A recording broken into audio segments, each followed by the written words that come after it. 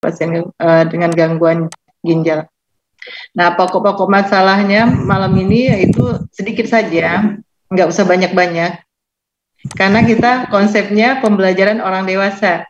Jadi materi ini saya juga bukan sebagai pengajar, saya sebagai fasilitator.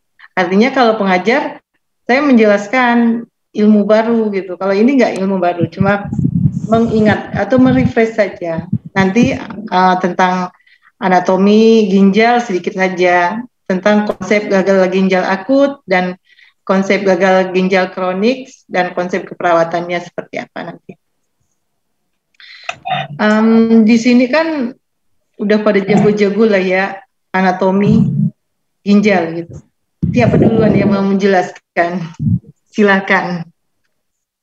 Kita sharing aja.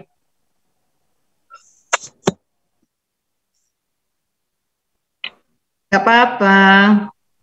Siapa tahu ditambahin ada nilai plusnya nanti. Ayo, apa yang terlintas di pikiran tentang anatomi ginjal? Apa saja yang ada di situ nanti anatominya? Glomerulus. Terus ya. Medula.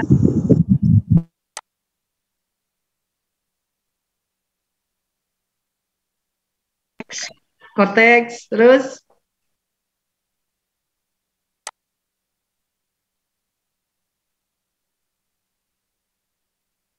uretra. Oke. Udah selesai kalau begitu dah. Udah lulus. Nah, tuh bagian-bagian pada ginjal ya. Kita nanti akan belajar tentang ginjal. Nah, di sini ada apa? Ada namanya kortek, ada namanya medula, nefron, arteri pada renal, ada venanya juga, ada uretra. Nah, di bagian terluar dari ginjal itu adalah kortek ya. Nah, terus setelah dari kortek ada medula. Sebelah dalamnya kortek ada sumsum ginjal ya. Nah, di sini ada pelvis, ruang ginjal sebelah dalam medular, ada ruang kosongnya ya. Berhubungan langsung dengan uretra ini di sini nanti. Nah, di bagian nefron ini nih nanti terjadi banyak hal ya. Di nefron ada apa aja nanti? Glomerulus. Terjadi ya, glomerulus, terus ada nanti penyangan dan penyerap. Nih.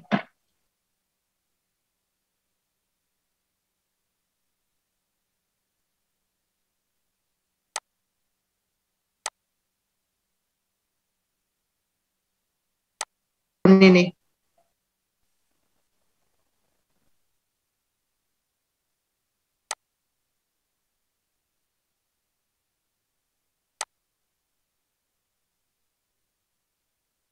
Nah, iya itu. Ini sama seperti apa namanya? Fungsinya CRRT. Tadi udah belajar CRRT ya? Belum, Bu. Bukan tadi pagi ya? Belajar bukan jam 12. Oh. Nah, nanti jadi satu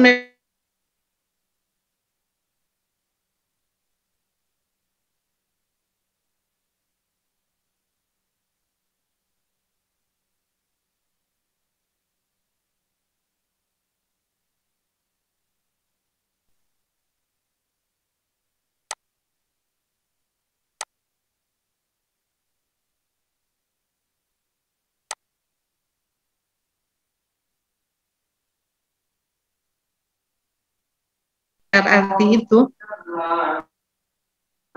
satu nefron itu baru satu nefron ya. Dengan satu kali pasang itu 3 hari biayanya berapa gitu. Bayangkan ini yang lebih dari 1000 ya. Jadi luar biasa ya. Tubuh kita memang sempurna ya.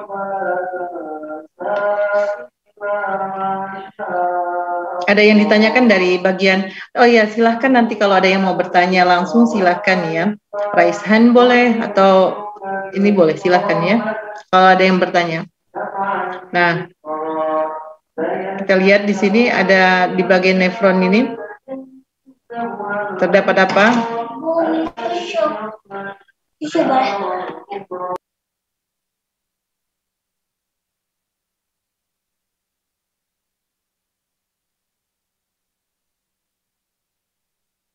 Biasa ada gangguan sedikit ya.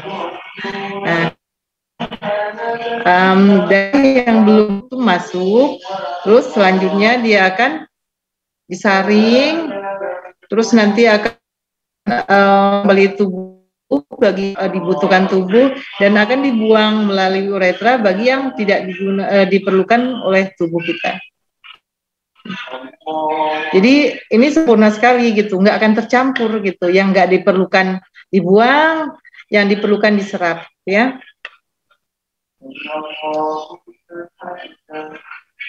Coba kalau fungsi ginjal ini terganggu, pasti metabolisme akan terganggu juga ya.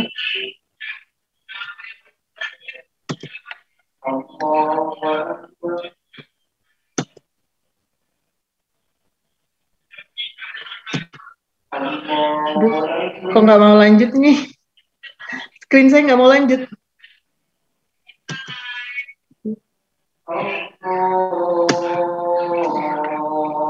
Nah, karena masalah di ginjal itu sangat banyak ya, sangat kompleks dan sangat banyak. Jadi kita batasin saja hanya di gangguan ginjal akut atau gangguan ginjal kronis. Itu saja yang kita bahas malam ini. Kalau kita bahas semuanya masalah pada ginjal, itu kayaknya 1 semester lebih ya, minimal 1 semester. Ini cuma kita kebut 90 menit selesai gitu ya. Jadi saya cuma bahas antara gagal ginjal akut dan gagal ginjal kronik saja. Biasanya kenapa sih terjadi gagal ginjal akut itu? Yang paling sering itu apa? Yang paling akut, yang paling akut itu kalau terjadi apa? Ya, biasanya kalau dehidrasi ya, dehidrasi atau biasanya karena dehidrasi diare itu sangat cepat sekali ya. Nah, gagal ginjal akut itu adalah keadaan klinis terjadi penurunan fungsi ginjal secara mendadak dengan akibat kemampuan ginjal mempertahankan hemostasis tubuh hilang, disertai dengan gejala-gejala sebagai akibat dari gangguan keseimbangan cairan dan elektrolit, gangguan asam basa, gangguan eliminasi, metabolisme terganggu juga, seperti urium kreatininya juga terganggu. Nah, gagal ginjal akut ini biasanya disertai dengan anuri atau oliguri, produksi urin normal maupun poliuri gitu. Ini biasanya kenapa? Kok bisa terjadi ada yang anuri, ada oliguri, urinnya normal maupun poliuri. Ini bisa semua ya.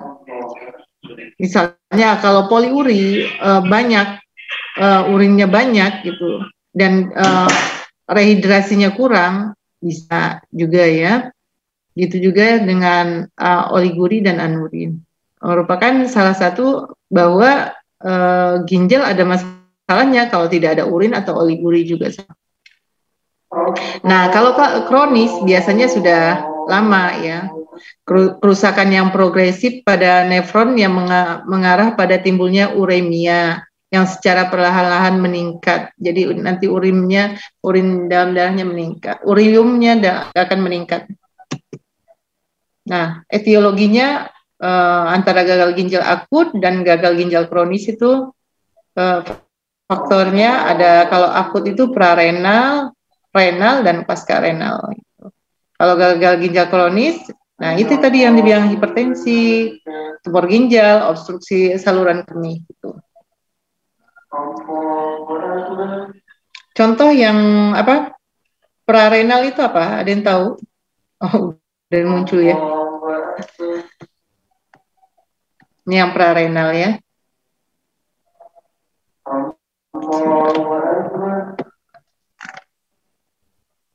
Yang prarenal itu ya masalahnya yang terjadi yaitu biasanya pasien-pasien yang mengalami masalahnya bukan langsung di renalnya.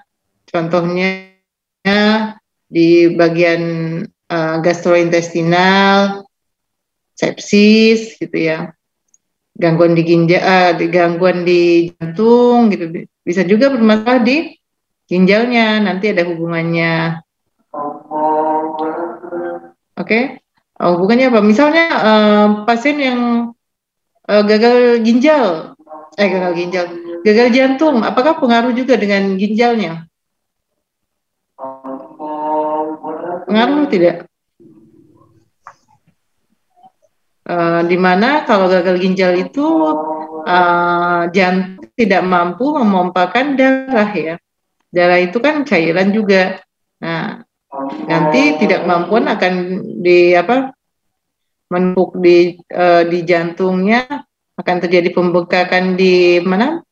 Di tubuh ekstremitas gitu. Sama nanti akan pengaruh ginjal juga. Ginjal nanti tidak bisa, cairannya tidak akan cukup untuk ginjalnya, jadi bermasalah nanti ya. Terus apa lagi? Gangguan di mana lagi nanti?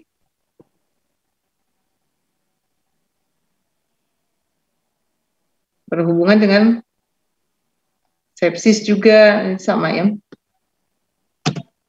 Intrarenal artinya dia langsung di renalnya ya yang terjadi ya.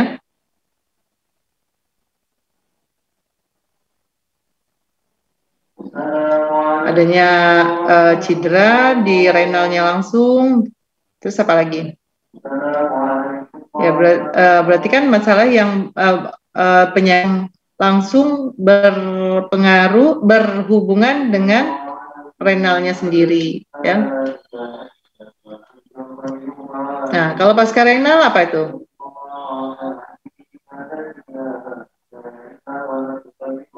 Yang terjadi pada distal ginjal ya.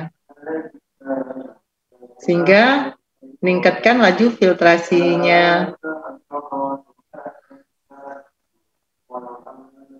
Oke. Beda nggak manifestasi klinis pasien pada gagal ginjal akut dan gagal ginjal kronik? Beda nggak? Apa sama? Walaupun gagal ginjal dua-duanya gagal ginjal, apakah sama manifestasi klinisnya?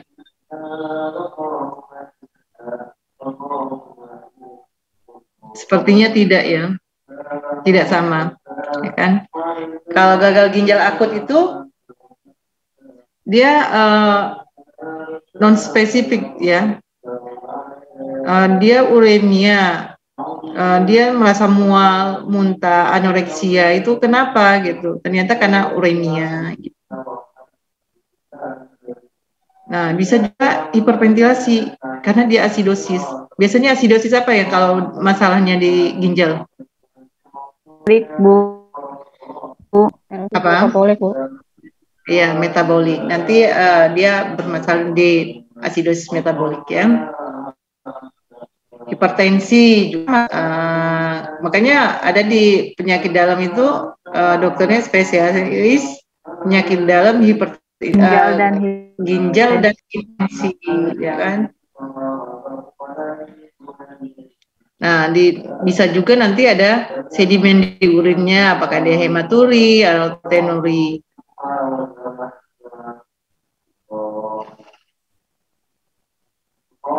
Ada yang ditanyakan?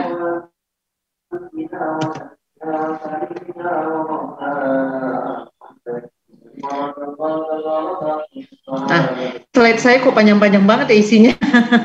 Mohon maaf ya. Terlalu banyak isinya satu slide ya, nggak boleh ya. Nah, kalau tadi gagal ginjal akut, manifestasinya yang sudah dijelaskan, Nah, yang ini adalah gagal ginjal kronis.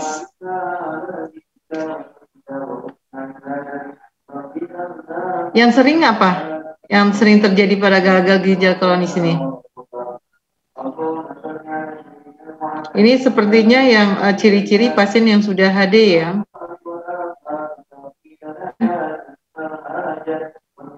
Pruritis, pucat, terus apa lagi?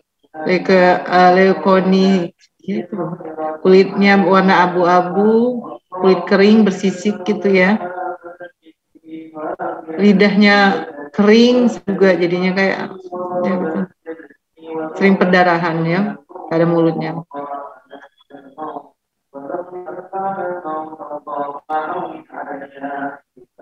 Nah, pada bagian respiratori terjadi hiperventilasi, asidosis, edema paru, efusi pleura, crackles, napas kusmol, dangkal, seputum kental dan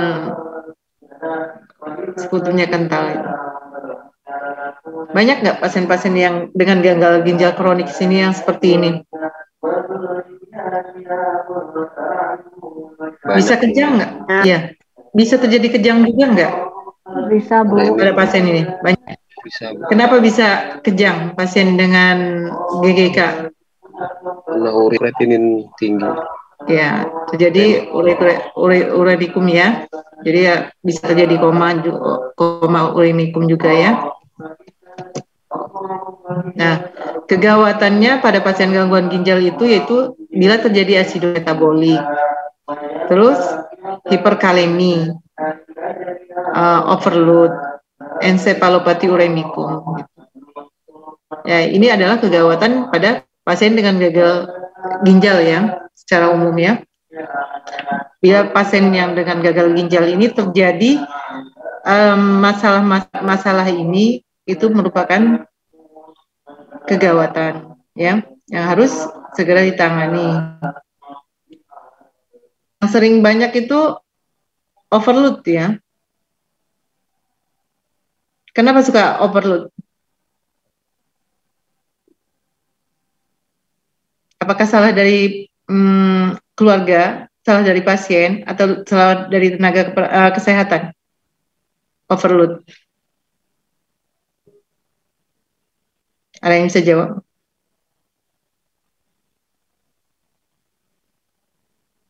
Dari pasien, Bu, suka minumnya nggak diatur. Oh, dari pasien. Terus siapa lagi? Ada yang jawab? Salah siapa?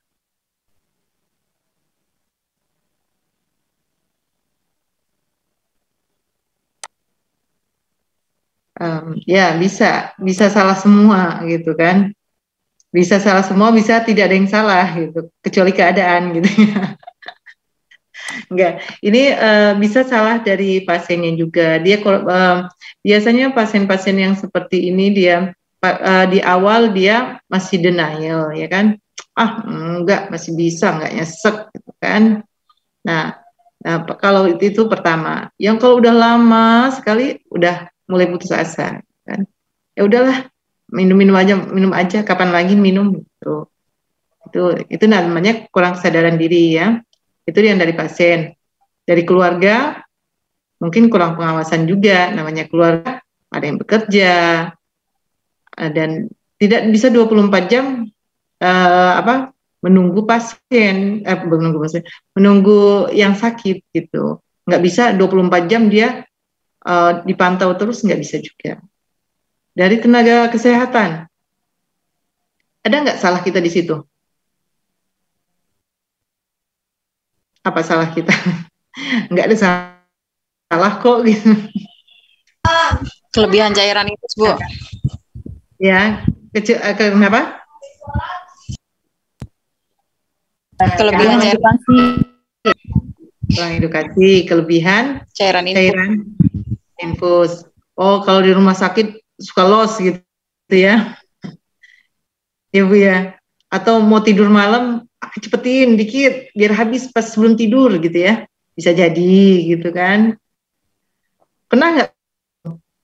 Kalau ada ICU sih saya yakin tidak ada ya. Tapi kalau sekarang mah canggih udah punya alat namanya infus pump. Jadi nggak akan bisa dicepetin, nggak bisa dikurangin juga gitu kan.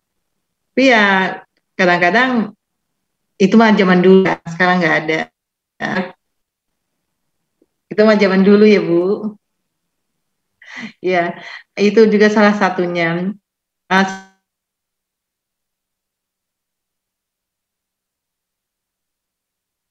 Kan berapa sehari dia harus minumnya gitu. Yang penting jangan banyak minum aja. Kan persepsi kita beda-beda banyak minum itu seperti apa. Kalau saya banyak minum itu misalnya lebih dari 3 liter baru dibilang banyak minum, ya kan? Ada yang bilang cuma sedikit kok, cuma apa satu gelas gitu bisa. Sedikit kok, cuma satu botol air mineral yang 1.500. Jadi beda-beda persepsi macam-macam persepsi penangkapan banyak sedikit itu ya. Jadi kita harus jelaskan benar-benar. Bapak atau Ibu dalam satu hari Bapak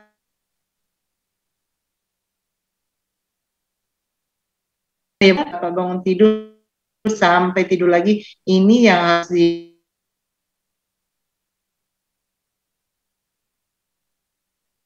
ditambah. Nah, dijelaskan lagi. Kalau nanti Bapak makan pakai sop semangkok itu kurang lebih 250 ya. Jadi Bapak tinggal setengahnya aja yang diminum gitu. Jadi harus dijelaskan benar-benar jelas gitu. Takaran sedikit atau banyaknya. Nah, terus apalagi? Ya, salah satunya itu ya kalau overload ya. Nah, ada yang bisa ada yang nambahin lagi silakan. Kan kita orang dewasa, boleh lah sharing-sharing pengalaman, apalagi yang dari penyakit dalam gitu kan, banyak itunya pengalamannya tuh dari penyakit dalam, banyak merawat pasien-pasien dengan gagal ginjal kronis atau akut gini. Silahkan aja.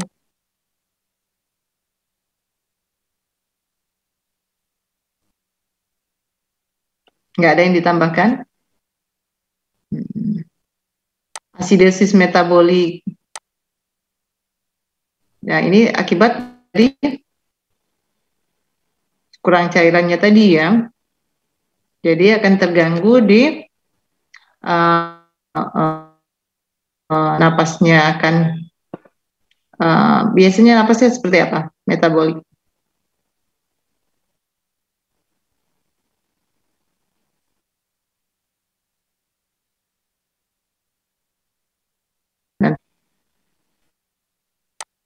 Udah belajar asam basa? Belum ya? Belum belajar asam basa? Udah hari-hari pertama itu tentang asam basa ya? Ayo nanti ditunjuk. pH-nya naik apa turun?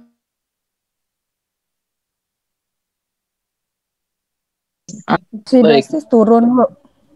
Asidosis turun. Ayo naik turun. Naik, Bu. Turun. Bu. Kita ingat lagi kalau metabolik itu artinya yang bermasalah adalah di HCO3. Kalau respiratorik yang bermasalah adalah di PCO. Nah, kalau sifat HCO3 itu sifatnya apa? Basah. Basah apa asam? Karena nanti dia Basah. HCO3 sifatnya asam. Semakin dia turun, nanti semakin asam. Kan kalau ke atas dia basah ya. Jadi semakin turun nanti itu namanya asidosis, nanti asidosis metabolik di situ ya. Nah, semakin tinggi nanti dia sifatnya basah. Hiperkalemi. Kenapa bermasalah di hiperkalemi?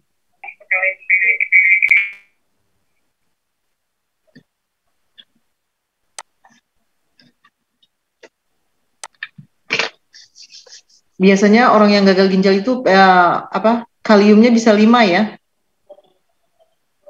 bisa 5 kan gitu ada yang sampai segitu. Sangat tinggi sekali ya.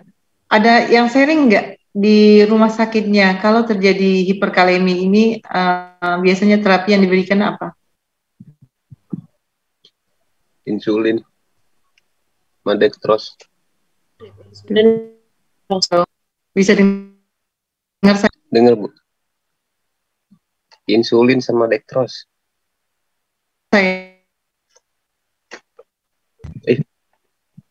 Nggak nyala. biasanya insulinnya dibolus, Bu. Oh.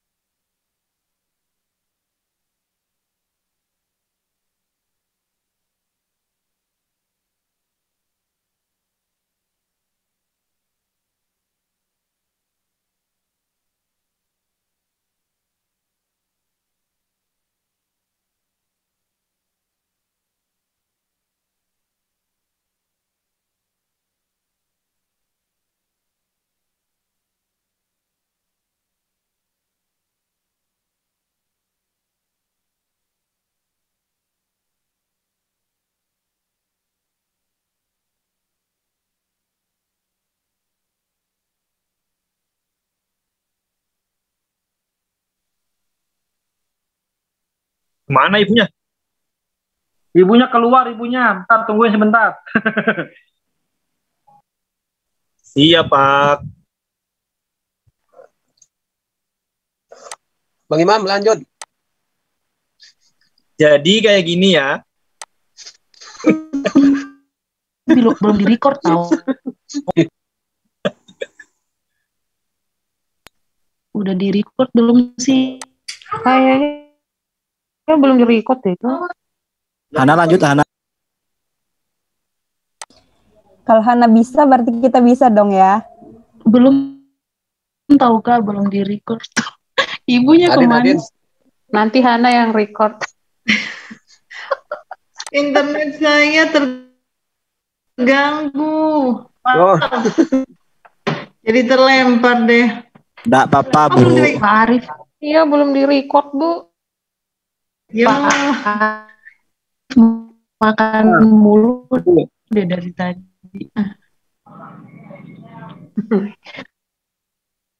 Aduh.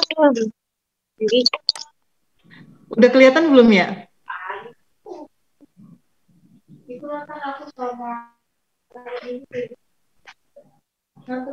Udah Bu, udah.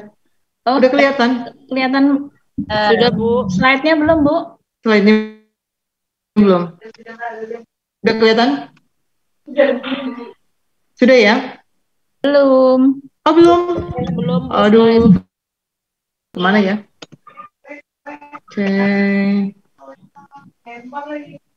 Sebentar ya.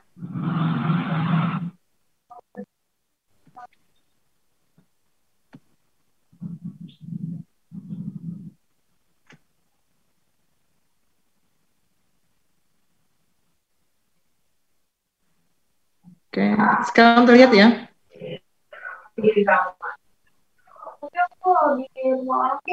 Sudah terlihat. Nah, tadi pengalamannya bagaimana untuk hiperkalemi ini? Waktu 15 menit lagi ya? Pakai insulin, Bu. Insulin ya, plus D40 ya? Ya, biasanya pakai D40 50 plus Novorapid 10 unit ya.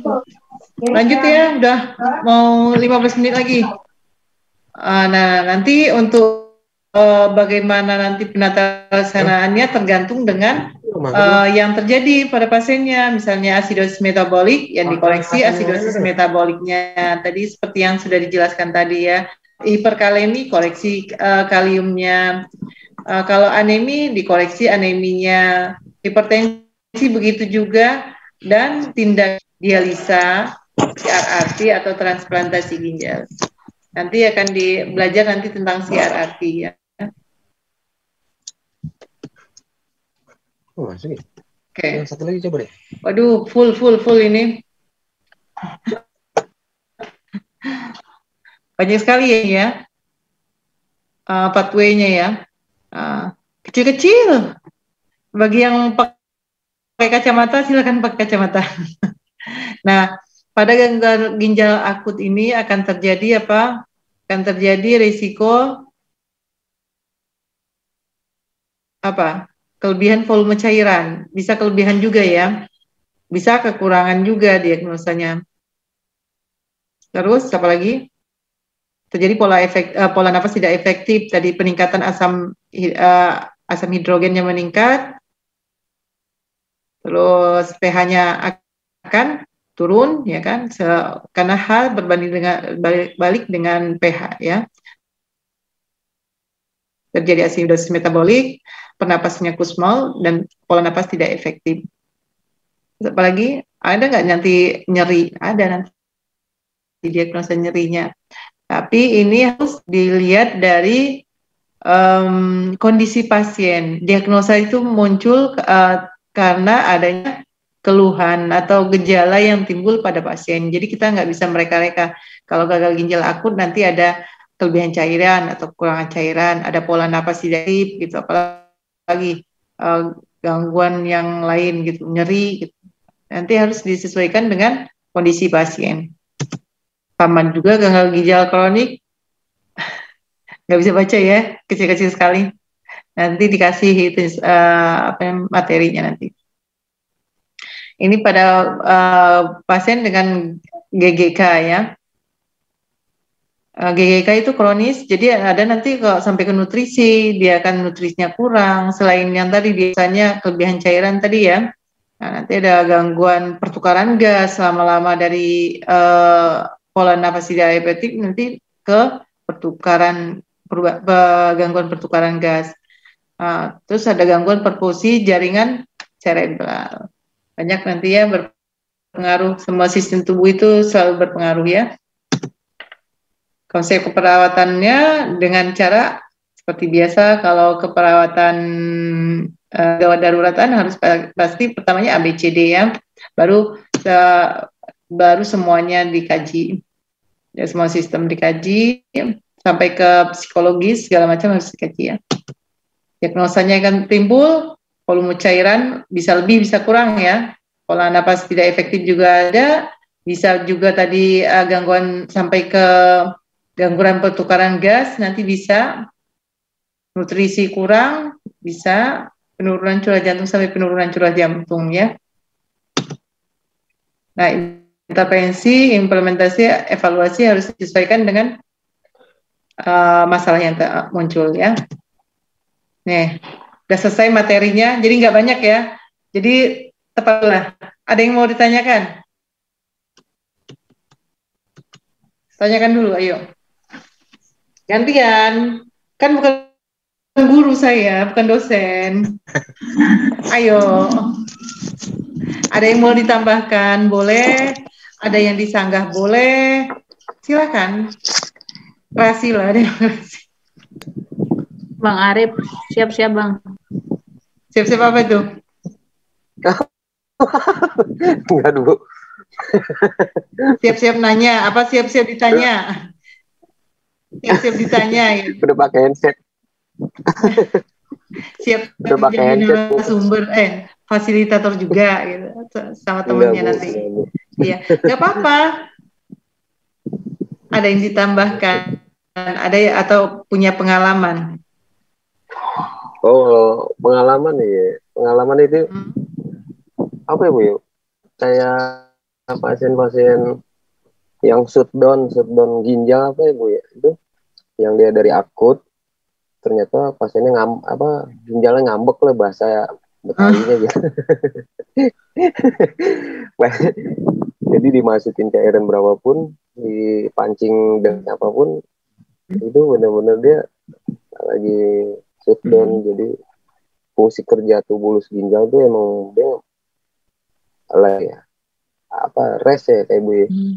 Jadi pengalaman kita sih itu akhirnya ujung-ujungannya yaitu di HD. Itu di HD sekali atau berulang kali atau seumur hidup jadinya? Sekali aja. Ya. Karena buat mancing dari yang kita alami sih itu kalau keterlambatan yang tadi itu akut penanganannya ya akhirnya jadi efeknya panjang gitu. Iya benar. Di itu kita juga di situ biasanya seperti itu ya. Kalau CRRT ya. Iya Bu. Iya. Pasien kita juga ada yang seperti itu. Seringnya seperti itu ya. Alhamdulillah juga bisa teratasi juga ya. Siap, lanjutnya siapa? Ada yang pengalaman juga?